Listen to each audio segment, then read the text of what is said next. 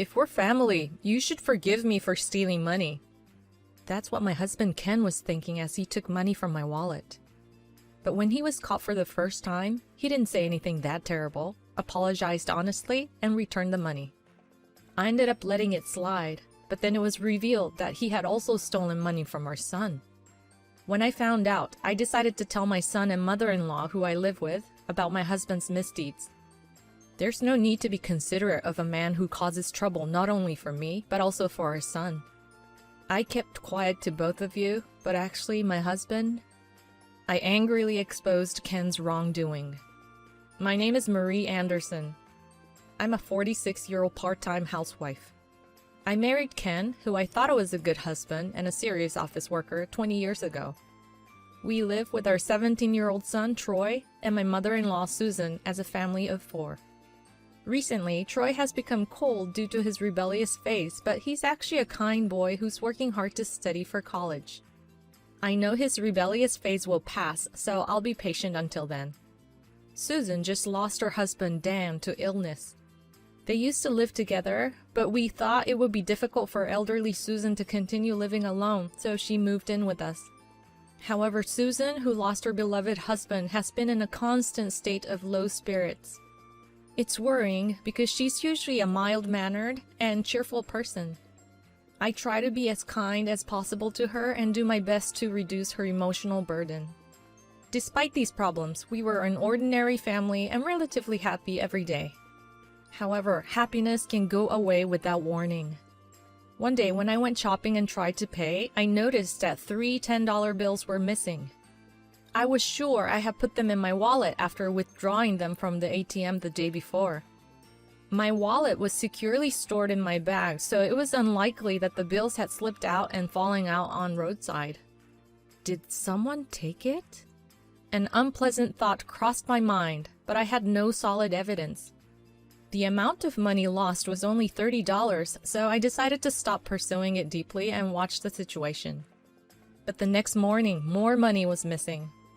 This time, $50 was gone. I was sure it was in my wallet when I checked the night before. The wallet had been inside the house all night, and there were no signs of a thief. I didn't want to think about it, but I could only assume that someone in the family had taken it. I had to talk to Ken about it. After explaining the situation in detail, he hesitantly said, "Actually, I know who did it. It's Troy," Ken said with shifty eyes. What? When I got up to use the bathroom in the middle of the night, I saw Troy rummaging through your bag. He's going through his rebellious phase, so maybe he thinks it's okay to do this to his parents. I couldn't believe it. No matter how rebellious he might be, he wouldn't stoop to steal money. Ken's shifty eyes were also concerning. So I proposed. Alright, I'll talk to Troy myself. I think he'll be more likely to open up to me since we spend more time together. Ken quickly agreed. I didn't believe what he said. On the contrary, I was suspicious of his nervous demeanor. To get to the bottom of it, I bought a small security camera and placed it in an inconspicuous spot. I made sure my bag with the wallet inside was visible in the camera's view and left it for a day. When I checked my wallet, another $50 was missing. Upon reviewing the recorded footage, the culprit was clearly visible. It wasn't Troy. It was Ken. He made sure no one was around and took money from my wallet without hesitation. I was furious. Not only was he stealing money, but he was also trying to pin it to our son. It was unforgivable. When confronted with the evidence, Ken fumbled. No, this isn't what it looks like. This is, You are the one stealing the money no matter how you look at it. Why did you do this? Ken finally confessed. I have gambling debts. I really needed money. I was shocked. I had no idea he was gambling or had debts. Is that true? Yes, it's not a lie. He showed me documents proving he had a total debt of $5,100. I was at a loss for words. Ken desperately tried to explain himself. I thought you'd get angry if I told you the truth, so I blamed Troy. I feel terrible for lying and keeping quiet about the debts. I have a plan to repay it, and I'm paying it back little by little from my salary. Troy can still go to college and your life won't be affected. He repeatedly apologized and returned the money. He seemed genuinely sorry, so I decided to forgive him. Okay, I'll trust you this time. But if you do this again, I won't forgive you. I warned him firmly. But I didn't want to burden Troy and Susan with this, so I decided to keep quiet for now. However, when it rains, it pours. Our real ordeal was just beginning. A week after discovering his debts, Ken stopped stealing from my wallet, keeping his promise. But one day he came home with a gloomy face and said his salary had been cut. According to him, the company's performance had been declining and there was no choice but to lower salaries. His pay had been reduced by nearly $1,100. With debts and Troy's college expenses, what are we gonna do? I was at a loss. After some thought, I decided to take on more part-time work. I got a job at a 24-hour fast food restaurant working from late night to early morning. It would be physically demanding, but the night shift paid more, so I decided to give it a try. Naturally, I had to talk to Troy and Susan about this, so I called them to the living room. However, Troy said he had something serious to discuss and looked quite concerned, so I decided to listen to him first. I assumed it was about college or studying, but what he said next was completely unexpected. Hey, for about a week now, I've noticed that money has been disappearing from my piggy bank. Then yesterday, I saw Dad opening my piggy bank. When I asked him what he was doing, he tried to brush it off as if it was nothing, but it was suspicious. I was at a loss for words. Susan looked incredulous too. I wondered if Ken had targeted Troy. The idea that my husband could be stealing money from our son was unbearable, but Ken had a history of trying to pin his misdeeds on Troy and was also desperate for money. At that moment, Susan spoke up. You know, when Ken was in high school, he once tried to steal a video game he had borrowed from a classmate. I thought he learned his lesson after I scolded him, but come to think of it, things would often go missing in the club I belonged to during college. Ken was a member of that club too. Considering all this, it was natural to think of Ken as the culprit. For now, I decided to keep Troy's piggy bank. So, Mom, you have something to talk to me about too, right? What's going on? I told the two of them. Actually, I'll be working part-time jobs in the mornings and evenings. Why? Do you or Ken need that much money? Susan asked. I hesitated over how much to tell them, but ultimately decided to tell them everything. There was no need to be considerate of a man who had caused trouble for not only me, but also our son. I kept quiet about it, but the truth is, I disclosed Ken's misdeeds, fueled by anger. 2 weeks later, Troy, Susan, and I stopped Ken, who claimed to be working on a holiday, and brought him to the living room. What's going on? I have to go to work, so make it quick. I gave him a cold look. You're lying about working on a holiday. You've actually quit your job, haven't you? Ken's face instantly turned pale. There's no way I quit my job. That's ridiculous. How many lies does it take for you to be happy? I called your company and asked them directly, so there's no mistake. I yelled at him, and Ken flinched and froze. You apparently resigned due to personal reasons. But the truth is, you were stealing money from your coworkers' wallets, and you quit because you were about to get caught, right? He stared blankly as if to ask how I could possibly know that. I had called one of his former colleagues who reluctantly told me the truth. It was about 2 months ago. A female coworker noticed that money was missing from her wallet. And then similar incidents kept happening. Ken had mentioned having debts during a drinking party, and he was always looking at people's wallets and bags. Besides, there were rumors in his department that things would definitely go missing. The missing items were things like pens and paper clips, so the damage wasn't that much. And since there was no proof that it was theft, we let it go. The colleague didn't outright say that Ken was the culprit, but it seemed she believed that it was highly likely. "It was you, wasn't it?" I confronted him in a low voice, and he nodded with a frightened look on his face. Yes. But his secrets didn't end there. I pulled out an envelope and took several photos from it. As soon as he saw them, he quickly turned his face away. But I shoved the photos in front of him anyway. In the photos, Ken was walking hand in hand with a beautiful woman. This is clearly an affair. I hired a private investigator to look into it. Be prepared to pay damages. I glared at Ken, and he started nervously babbling about his affair.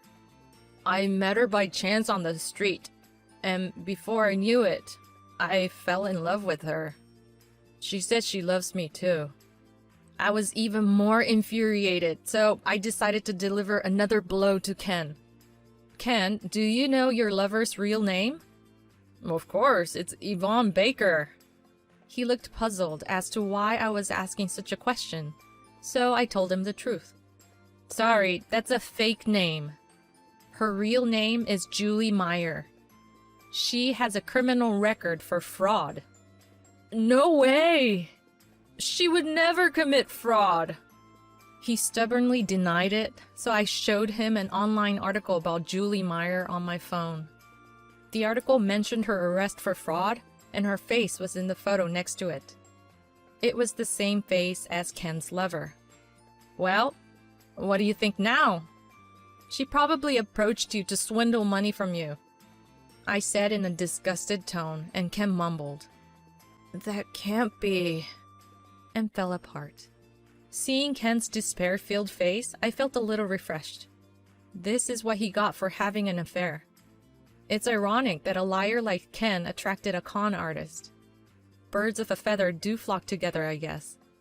I was angry, but at the same time I was astounded. However, I still had more to say to Ken. I showed him a piece of paper. It was a divorce form. I can't be married to a man like you anymore. I will definitely divorce you. Hurry up and fill it out. Ken then said, I have debts and no job now. If I get divorced now, I'll be in financial trouble. I admit I stole, but it wasn't a lot of money. I was just borrowing it and intended to return it. If we were family, you should forgive me for stealing money. He shamelessly prostrated himself. He chose another woman over me and claimed he intended to return the money, but I was skeptical about how true that was. I was about to yell at Ken, but then a loud voice interrupted. Enough! It was Susan. It's not about the amount of money or being family. Stealing is wrong. How can you, as an adult, not understand that?